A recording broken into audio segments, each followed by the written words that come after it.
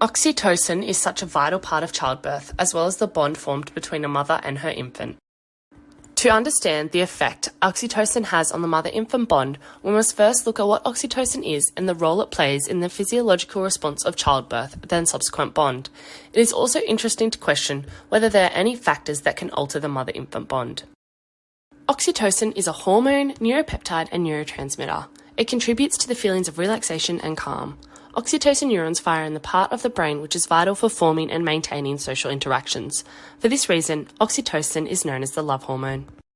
Oxytocin is crucial for a natural childbirth. Its release begins contractions as well as assisting labour when the infant reaches the cervix, vaginal canal and perineum. The oxytocin also crosses through the placenta and prepares the infant's brain to reduce brain damage. The oxytocin prompts the need to care, and mum therefore responds to infant's cues. Breastfeeding and nipple stimulation causes a spike in oxytocin. The oxytocin release is rapid and short-lived. As well as released oxytocin, the neuroreceptors in the brain are stimulated, encouraging bonding. Oxytocin also assists in milk letdown, which is often associated with a relaxed feeling. Unlike breastfeeding, skin-to-skin contact causes a prolonged release of oxytocin, in which the effects can be felt up to 45 minutes afterwards. This skin-to-skin contact facilitates the synchronous process between mother and infant, aiding in a stronger bond as the infant's needs are met promptly.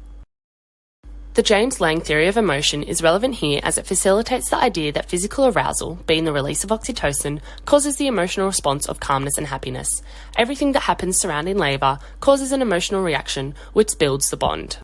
The choice of having an elected caesarean section means that oxytocin does not get the chance to be released. This could evidently affect the mother's ability to interpret her infant's cues. However, during an elected C-section, immediate skin-to-skin contact is far more common. A non-elected caesarean generally occurs due to either infant or mother distress. The process of labour has already begun, therefore oxytocin is already in the system. Skin-to-skin contact is rarer, however breastfeeding may be easier. The sudden interrupted flow of hormones leads to a chance of a lesser bond. Premature births can alter the bond between a mother and her infant. Due to the higher chance of medical intervention, the mother's time with her infant is significantly reduced. Lack of breastfeeding and skin-to-skin means oxytocin levels are low, causing higher stress and anxiety in both mother and infant. This case study is an example of how an emergency caesarean can cause a myriad of problems for the mother.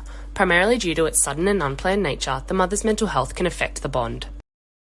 From this, we can take home 3 ideas. Oxytocin is more than just the love hormone. Any internal or external interruption to natural childbirth can cause a lack of bond. However, this does not mean the bond isn't created. And everything that occurs during childbirth can have a crucial long-term effect on mother and infant. For more information, see the link in the comments section below.